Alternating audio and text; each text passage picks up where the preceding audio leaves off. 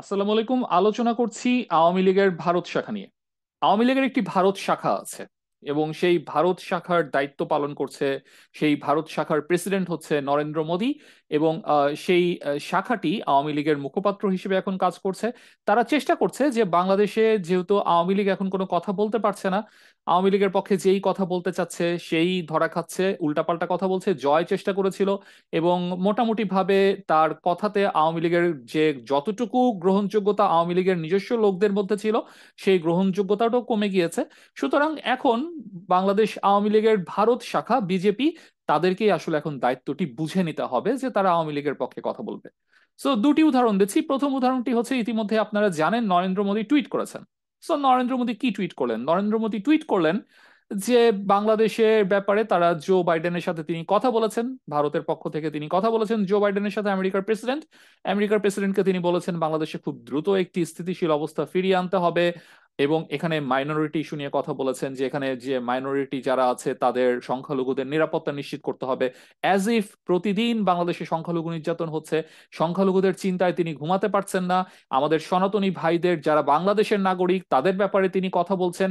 তিনি সেই নৈতিকতার বা কূটনীতিক শিষ্টাচারের ধার ধারছেন না যে তিনি আরেক দেশের জনগণকে নিয়ে কথা বলছেন। অথচ তার কথায় এই যে বন্যায় এতজন মানুষ মারা গেল, এত সম্পদের ক্ষতি হলো, তাও ভারত থেকে নেমে আসা পানিতে এবং তাদের ডুম্বুর বাঁধ খুলে দেওয়ার ফলে সেটি নিয়ে তার কোনো কথা নেই, সেটি নিয়ে তিনি জো বাইডেনের সাথে কথাও বলছেন না। এই টুইটগুলো নরেন্দ্র মোদীকে আসলে কেন করতে হয়, বা তিনি এই ধরনের টুইটগুলো করে কি প্রমাণ করতে চান, কেন তাকে এই টুইটগুলো করতে হয়, এটি বুঝতে গেলে দুটি জিনিস মাথায় রাখতে হবে। এক, বিজেপির রাজনীতিকে যদি আপনি খেয়াল করেন, বিজেপির রাজনীতি খুব একদম স্ট্রিক্ট একটা সরল রেখা ফলো করে। সেটি কি? সেটি হচ্ছে হিন্দুত্ববাদ, হিন্দুত্ববাদের জয়গান এবং তাদের ধর্মীয় অনুভূতিকে পুঁজি করে বিজেপি একটি রাজনীতি করে। যদিও ভারত নিজেকে দাবি করে সে সেকুলার কান্ট্রি, কিন্তু তার শাসক গোষ্ঠী, শাসক দল সে ধর্মীয় রাজনীতি করছে। আপনি একটা জিনিস দেখবেন যে এই যে ধর্মীয় রাজনীতি নিয়ে বাংলাদেশে যাদের অনেক চুলকানি, বাংলাদেশে অনেক সুশীল আছে যারা আদতে কুশীল। তো এরকম বেশ কিছু কুশীল আছেন যাদের অনেক চুলকানি আছে এই ধর্মীয় রাজনীতি নিয়ে, তারা ধর্মীয় রাজনীতি নিষিদ্ধ চান। কিন্তু তাদের পৃষ্ঠপোষক, তাদের অতি আদরের দাদা ভাই নরেন্দ্র মোদী, বিজেপি, তাদের আব্বা, তারা যে এই ধর্মীয় রাজনীতি করে করেই এতদিন ক্ষমতায় থাকছেন, এ ব্যাপারে তাদের কোনো কথাবার্তা থাকে না, তারা এই ব্যাপারে মন্তব্য করতেও চান না। বরঞ্চ তারা মনে করেন যে হ্যাঁ, হিন্দু ধর্মকে নিয়ে রাজনীতি করাটা উচিত, হিন্দু ধর্মকে নিয়ে রাজনীতি করাটা বেটার, এবং সেটাই হওয়া উচিত, ইসলামকে নিয়ে কোনো ধরনের কথা বলা যাবে না। সো নরেন্দ্র মোদীকে এই ব্যাপারগুলো খেয়াল রাখতে হয়। নরেন্দ্র মোদী চিন্তা করেন যে আমি যদি এই ধরনের মনোভাব রাখি তাহলে হিন্দুদের মধ্যে আমার গ্রহণযোগ্যতা থাকবে, বিজেপির গ্রহণযোগ্যতা থাকবে, এবং এই মুহূর্তে বিজেপির গ্রহণযোগ্যতা অত্যন্ত প্রয়োজন। কেন এই কথাটা বলছি? সামনে জম্মু কাশ্মীরের বিধানসভার নির্বাচন আছে এবং বিজেপি চাচ্ছে এই প্রথমবারের মতো জম্মু এবং কাশ্মীরে একজন হিন্দু মুখ্যমন্ত্রীকে বসাতে। এরপরে কলকাতার যে পরিস্থিতি চলছে, কলকাতায় মমতা বন্দ্যোপাধ্যায়ের পদত্যাগ দাবি করে যে ছাত্র আন্দোলন হচ্ছে, ছাত্র সমাজের যে আন্দোলন হচ্ছে, সেখানে নবান্ন মুভমেন্ট ছিল, সেই নবান্ন মুভমেন্টে প্রচুরভাবে বিজেপি হচ্ছে প্রচন্ডভাবে সাহায্য করেছে নবান্ন মুভমেন্টে, এবং বিজেপি সেখানে 12 ঘন্টার স্ট্রাইক পর্যন্ত ডেকেছে। সো বিজেপি খুব করে চাচ্ছে এই ধর্মীয় উগ্রবাদকে জাগ্রত করতে এবং তার পক্ষে জনসমর্থন নিয়ে আসতে। এটি হচ্ছে বিজেপির প্রথম এজেন্ডা। দ্বিতীয় এজেন্ডা হচ্ছে আওয়ামী লীগের পক্ষে বিজেপিকে সবসময় কথা বলতে হবে, বা ভারতকে সবসময় কথা বলতে হবে ওভারঅল। কেন কথা বলতে হবে? তার কারণ হচ্ছে এই মুহূর্তে আওয়ামী লীগের পক্ষে কথা বলার কেউ নেই। একটু আগেই বলছিলাম যে আওয়ামী লীগের কোনো মুখপাত্র নেই, আওয়ামী লীগের রাজনীতিতে এই মুহূর্তে কোনো ধরনের কোনো উল্লেখযোগ্য কোনো আপনি ব্যক্তিকে দেখবেন না যারা এই মুহূর্তে আওয়ামী লীগের রাজনীতিকে সামনের দিকে এগিয়ে নিয়ে যেতে পারে। সো আওয়ামী লীগকে বাঁচিয়ে রাখতে হবে কাকে? আওয়ামী লীগকে বাঁচিয়ে রাখতে হবে বিজেপিকে। এই জন্যই নরেন্দ্র মোদী এ ধরনের টুইটগুলো করেন। এবং এটার আরেকটি প্রমাণ আমি দিচ্ছি। বিজেপির পত্রিকা বা বিজেপি ঘনিষ্ঠ পত্রিকা দ্য ইকোনমিক্যাল টাইমস, আপনি যদি তাদের আজকের একটি রিপোর্ট দেখেন, সেই রিপোর্টে তারা উল্লেখ করছে যে এই বৈষম্য বিরোধী ছাত্র আন্দোলনের যে গণহত্যা, সেই গণহত্যার পিছনে জামাত শিবির দায়ী, এবং তারা যে অস্ত্র ব্যবহার করেছে সেই অস্ত্রগুলো সরবরাহ করেছে আইএসআই, অর্থাৎ পাকিস্তানি গোয়েন্দা সংস্থা। মিডিয়াকে এই ধরনের কথা বা এই ধরনের প্রচারণা বাংলাদেশের বিরুদ্ধে কেন করতে হবে?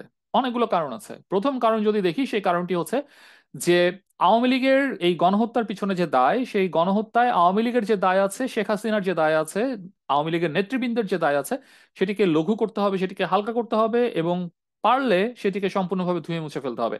সেই প্রচেষ্টা অলরেডি শুরু হয়েছে। সেই প্রচেষ্টা আমরা ভারতের মিডিয়াতে দেখছি, বাংলাদেশের কিছু কিছু মানুষও সেই প্রচেষ্টার সাথে জড়িত, সেগুলো নিয়ে আমি পরবর্তীতে কথা বলবো। তো এই প্রচেষ্টাটি তাদের অত্যন্ত জরুরি ভিত্তিতে করতে হবে এবং দায় চাপাতে হবে বাংলাদেশের ইসলামী মূল্যবোধের যে দলগুলো আছে, বিশেষ করে জামাত ইসলাম এবং ইসলামী ছাত্র শিবিরের উপরে। দ্বিতীয়ত, জয়ের স্টেটমেন্টের সত্যতা প্রমাণ করতে হবে। জয় যে বলেছিল যে বাংলাদেশের এই গণঅভ্যুত্থানের পিছনে আইএসআই জড়িত, সুতরাং সেই স্টেটমেন্টটিকে সত্য বলে প্রমাণ করতে হবে, সেই প্রোপাগান্ডাগুলো চালাতে হবে। সো বেসিক্যালি এই কারণগুলোর জন্য এই প্রোপাগান্ডাগুলো চালানো হচ্ছে। এই ব্যাপারে আরেকটি কারণের কথা একটু বলতে চাই, আরেকটি ব্যাপার একটু আপনাদের দৃষ্টি আকর্ষণ করতে চাই। এই সিএনএন এর বাংলাদেশের রিসেন্ট যে বন্যা, সেই বন্যা নিয়ে সিএনএন এর রিপোর্টার অ্যানা করেনের একটি রিপোর্ট, তার অংশ বিশেষ এখন আমরা একটু দেখব। But people here are angry. They say they have never seen this sort of flooding in their lifetime. We're on the border with India. And as far as the Bangladeshis are concerned, this has been caused by India.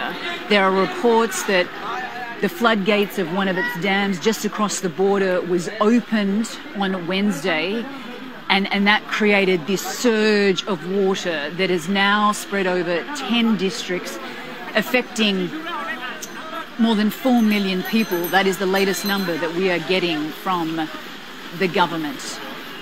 India denies this, but they do say that when the water levels reach a certain height, there is an automatic release. There has been no apology from India, and as far as the Bangladeshis are concerned, they are livid. They are furious. Their homes have been flooded, their livelihoods, their shops, everything is underwater, and Bangladesh is no stranger to floods. It in fact has one of the best early warning systems in South Asia, but there was no warning in this case. এই যে অংশবিশেষটি দেখলেন, সেই অংশবিশেষে দেখেন যে খুব সুন্দরভাবে, সূক্ষ্মভাবে বাংলাদেশের এই বন্যার জন্য আন্তর্জাতিক পরিমণ্ডলকে বা ইন্টারন্যাশনাল মিডিয়াতে যে কথাটি প্রকাশ পেয়েছে, সেটি হচ্ছে বাংলাদেশের বন্যার জন্য প্রকারান্তরে ভারত দায়ী। কিভাবে তিনি এটি প্রমাণ করেছেন? প্রথমে বলেছেন যে বাংলাদেশের জনগণ মনে করে যে হঠাৎ করে বাঁধ খুলে দেবার ফলে এই বন্যা হয়েছে, যেটি তারা কখনো চোখে দেখেননি। যদিও বাংলাদেশে বন্যা একটি স্বাভাবিক বিষয়, তার মানে এই বন্যাটি যে খুবই আকস্মিক ছিল, এটি একটি প্রাকৃতিক দুর্যোগের মধ্যে পড়ে না, সেটি হচ্ছে ইনডাইরেক্টলি বোঝানোর চেষ্টা করা হয়েছে। এরপরে আবার তিনি উল্লেখ করেছেন যে বাংলাদেশের বন্যা সতর্কীকরণ যে ব্যবস্থা, সেটি দক্ষিণ এশিয়ার মধ্যে সব থেকে ভালো, এবং এই সতর্কীকরণ ব্যবস্থা এবার কাজ করেনি। তার মানে বাংলাদেশের মানুষের কাছে বা বাংলাদেশের যে যারা হচ্ছে এই ব্যাপার নিয়ে কাজ করেন, সতর্কীকরণ পদ্ধতির সাথে যারা কাজ করেন বা এই প্রসেসের সাথে যারা আছেন, তারা এই আগাম বন্যার সংকেতটি পাননি। তার মানে এটি হঠাৎ করে হয়েছে। একই সাথে তিনি উল্লেখ করেছেন যে ভারত এই ব্যাপারটিকে ডিনাই করেছে, যদিও তারা বলেছে যে বাঁধে একটি নির্দিষ্ট উচ্চতায় পানি যখন পৌঁছেছে তখন বাঁধ অটোমেটিক খুলে গিয়েছে। তো এই প্রত্যেকটা জিনিস যখন সিএনএন এর মতো একটি আন্তর্জাতিক মিডিয়া হাইলাইট করে, এবং কেন এখানে সিএনএন এসে এই রিপোর্টটি করলো এবং এটি হাইলাইট করলো, তার পিছনের মানুষটিকে যদি চিন্তা করি, ডক্টর মোহাম্মদ ইউনূসের নাম ছাড়া আসলে অন্য কোনো নাম আসে না। তার প্রভাব, তার ভাবমূর্তি, এই সবকিছুই সিএনএন এর রিপোর্টারদেরকে এখানে এসে এই রিপোর্টটি করতে বলেছে। স্বাভাবিকভাবেই ভারতের থিঙ্ক ট্যাঙ্ক এখন চিন্তা করছে how to combat with doctor Mohammad Yunus, অর্থাৎ ডক্টর মোহাম্মদ ইউনূসকে কিভাবে মোকাবেলা করা যায়, এবং বর্তমানে বাংলাদেশের মানুষের ভারত বিরোধী মনোভাবকে কিভাবে মোকাবেলা করা যায়। এর প্রমাণ আপনি সামনে আরো পাবেন। আপনারা আরো দেখবেন কিভাবে ভারত বাংলাদেশের অর্থনীতি নিয়ে খেলা শুরু করবে, কিভাবে রাজনীতিতে হস্তক্ষেপ করার আরো দীর্ঘ সময় ধরে চেষ্টা করবে, আন্তর্জাতিক পরিমণ্ডলে বাংলাদেশকে ছোট করার চেষ্টা করবে। ক্রিকেটের মাঠ থেকে শুরু করে আইসিসির ইভেন্ট থেকে শুরু করে সোশ্যাল মিডিয়া, সব ক্ষেত্রে বাংলাদেশের মানুষ, বাংলাদেশ এর বিরুদ্ধে ভারতের আক্রমণ আরো তীব্র হবে, যেহেতু বাংলাদেশ এখন ভারতের ক্লায়েন্ট স্টেট থেকে বের হয়ে গেছে। সো তাদের আক্রমণ যত তীব্র হবে, ইন্ডিয়া বয়কট আন্দোলন আমরা তত তীব্র বেগে চালাবো। আমরা ইন্ডিয়াকে সব ক্ষেত্রে বয়কট করব, সব ক্ষেত্রে। এবং যত তারা এই কাজগুলো করতে থাকবে, তত আমাদের ঐক্য আরো সুপ্রতিষ্ঠিত হবে, আরো সুদৃঢ় হবে। আল্লাহ হাফেজ।